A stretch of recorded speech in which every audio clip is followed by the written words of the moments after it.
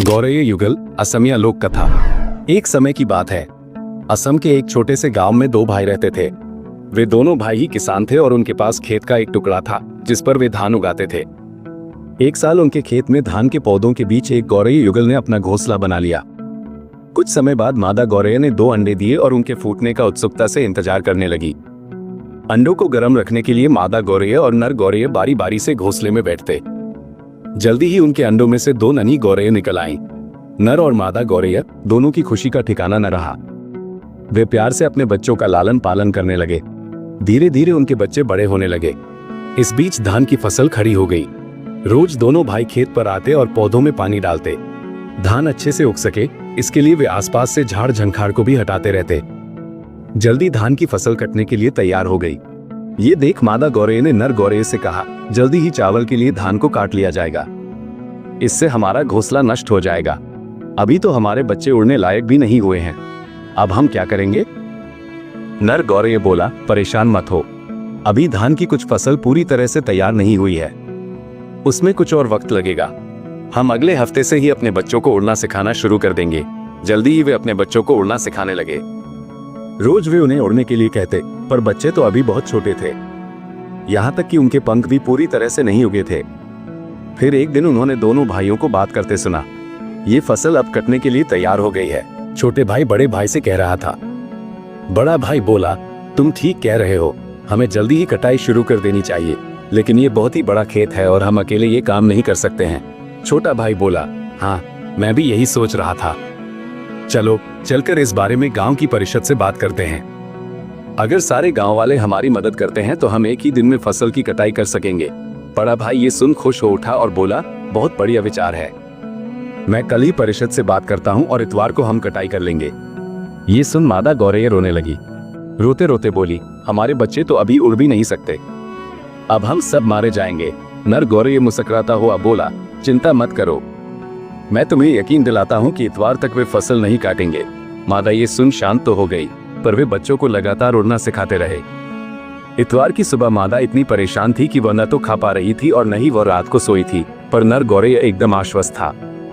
आश्चर्य की बात तो ये थी कि इतवार आकर खत्म भी हो गया और उस दिन न तो दोनों भाई आए और न ही गांव वाले। सोमवार को दोनों भाई फिर से खेत पर पहुंचे। बड़े भाई ने छोटे भाई से शिकायत की, गांव वाले इतने आलसी हैं कि कोई भी इतवार को यहाँ नहीं आया। छोटे भाई ने मायूसी से कहा, मुझे तो अब चिंता हो रही है, अगर फसल को नहीं काटा गया तो ये बर्बाद हो जाएगी। बड़ा भाई बोला, मैं ऐसा करता हूँ कि कल अपने पड़ोसियों से मदद करने को कहता हूँ और फिर अगले इतवार तक हम इस फसल को उनकी मदद से काट लेंगे। बड़े भाई ने सुझाव दिया। छोटा भाई बोला, हाँ इस तरह हम 2 दिनों में फसल काट लेंगे। यही सोच दोनों घर वापस चले गए।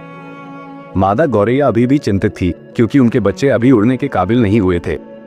पर नर गौरय बोला, परेशान मत हो, वे अगले इतवार भी फसल को काट नहीं पाएंगे। इस बार मादा ने नर गौरय पर विश्वास कर लिया और ठीक ऐसा ही हुआ। अगले इतवार न तो दोनों भाई आए और न ही उनके पड़ोसी।